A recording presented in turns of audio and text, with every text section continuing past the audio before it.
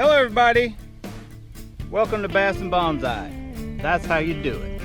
Mwah. Exactly how we do it. Hello everybody, I'm back. Now if you haven't checked out the video where I tore this reel apart trying to get it to feel smoother, check that video out also, because this is why I'm making this video. I just had this apart and I'm trying to see if I got it smoother or not. It's, for whatever reason, if you're familiar with the channel, this is like the loudest reel I have. It has a little resistance in it. Can't figure out why. I took it apart. Didn't really see anything other than the grease, but anyway, go to see that video. What we're doing now is I'm going to show you guys, no matter what reel, whether it's a BFS, whether it's intended for, you know, 1/2 ounce stuff, 3/8, whatever, I adjust them the same way to start out. Now the first thing I will do is I adjust the spool. I'll try to show you that, which is I basically, hope you can see me, I have a 1/16 ounce crappie jig. Just, it's pretty lightweight. It's about the lightest I use for BFS stuff. But what you want to do on your cast control cap, this here, not over here, this is a whole different thing that is adjusted, and usually when you're just doing maintenance you don't mess with that, so that stays the same. You don't have to mess with that. But when you service your reel, take it apart, put it back together, you're going to need to readjust your drag and the cast control cap for the spool tension. So to start off, I want the crappie jig to drop pretty free, but when it hits the ground I don't want a huge backlash. Some people like that, like if you don't watch it and you're looking away and it drops, you'll have an actual backlash without even casting. I don't want that to happen to me. So what I found works best for me is I want the crappie jig to fall, hit the ground, and this not to go crazy. So I start out, I usually go a little tighter.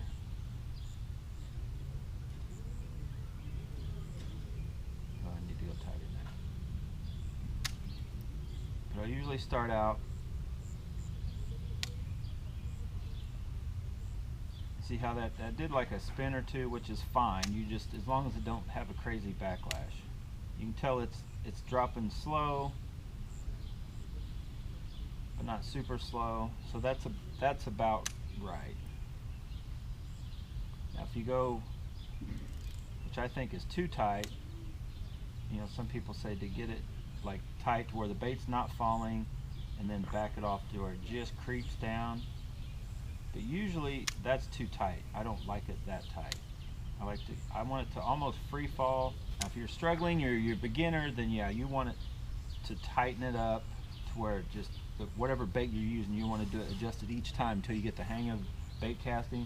So if you put a 1/2 ounce bait on, you want to tighten that until that bait gets to, you know, loosen to where it just barely falls. I hope you guys can see that. So you would want, I'll try to do it aiming right at you.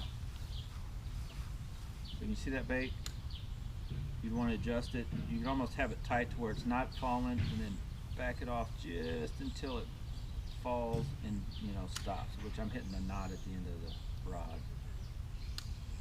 And that's where some people have it. Some people have it to where their spool, the side-to-side play, as soon as the side-to-side play stops, they leave that alone. I've kind of, what I feel is in between. I want a 1/16 ounce jig on any reel. I want it to fall and not do that, but close to that. I want it to fall kind of freely, but then when it hits, I want it to keep that from happening. And it may still happen with a 1/2 ounce bait or something, but a few little turns isn't a big deal. So yeah, just a little bit tighter. And I play, you know, it takes a little bit to get it.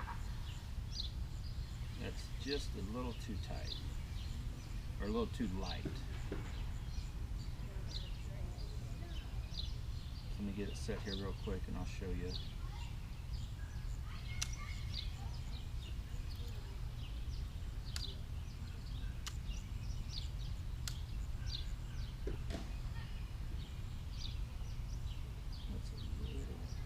I get like a fine, I'm kind of picky.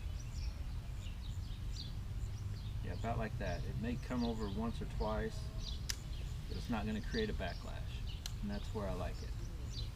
What that should let you do is to be able to come out here even with BFS gear and get a good cast.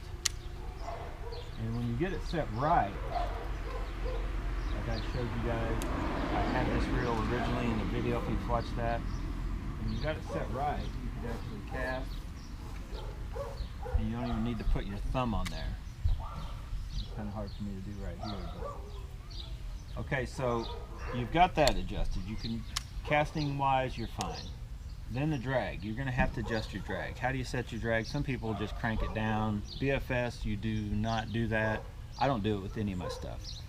But how I adjust that drag, and I'm going to try to show you right here, and I'm going to attach, you're attached to my truck by the way, so I'm going to attach the crappie jig also to the truck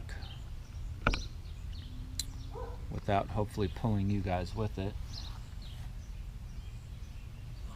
So yeah, I get hooked up to something solid, and I make sure my tip's not wrapped up. So what I'm going to do, and I've already got this drag probably too tight, is I want to kind of simulate, say if I had a fish almost to the boat, you know, a big, say it's a big fish, it's a 5-pound fish, and as he gets to the boat, you know how they sometimes can turn and make a run, or if I'm just, I get a hit right at, you know, close to the boat like you've seen in some of the videos with the chatterbait or something. When I yank, I want that drag to go. I don't want to have my line break due to the fact that I just had the drag too tight for a 5-pound bass that turned, or whatever fish it may be. He's turning to make a run, I'm, you know, overexcited, and so I'm yanking. And a 2 to 5 pound fish can create a lot of force, and if you have 10-pound test or whatever. So what you want to do is simulate a hook set with a running fish, you know, in close. I'll come out here just a little bit. So when you yank, you want that drag to go. You don't want, and you can kind of play with it. You want it tight, but you want it to give. You see how much that rod's bending? This is a Cayenne Teton 6'3". But so when you set the hook, you'll still be able to get a good hook set, but your line won't break no matter what. That line's not going to break. And that's pretty much how I set.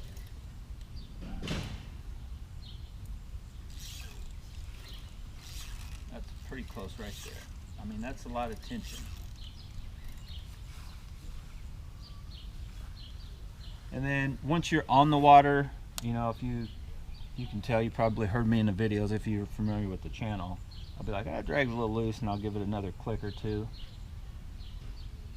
But that's the initial setup on how I set up my bait casters after I've serviced them, when I buy them, you know, before I use them. Or it doesn't hurt every once in a while if you it's been a while, you've been carrying the rods around, and you know you're killing time not out fishing, to double check them. You can also, you know, do what I just did, throw a 16th ounce crappie jig on the end, make sure that you've got that where it's when it, you know, this hasn't gotten out of whack on you, double check your drags, that kind of thing. So anyway, hope you liked the video. And a fancy duds, this is what I wear around the house when I'm not doing anything. Decide to make a video. But if you did like the video, hit the like button. If you haven't subscribed to the channel, subscribe to Bass and Bonsai. We are coming to a honey hole near you, whether you like it or not. And whatever you do, help us grow as a channel by sharing the channel, sharing these videos. If you like the video, share it. If you didn't like the video, still share it. Share it with people you don't like. So anyway, get out of here and go bass and bonsai, and thank you for watching. Thank you very much for watching. Bye.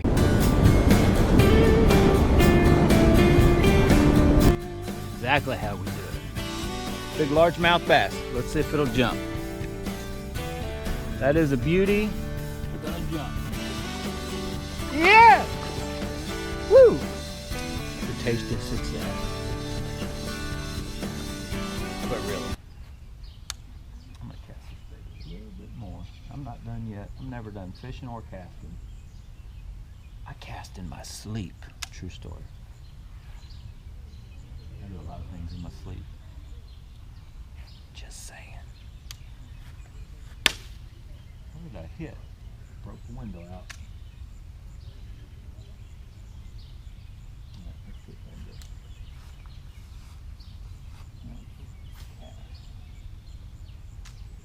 Yep, where'd you get? Whoa, it had something. Had something. Neighbor cat, I think.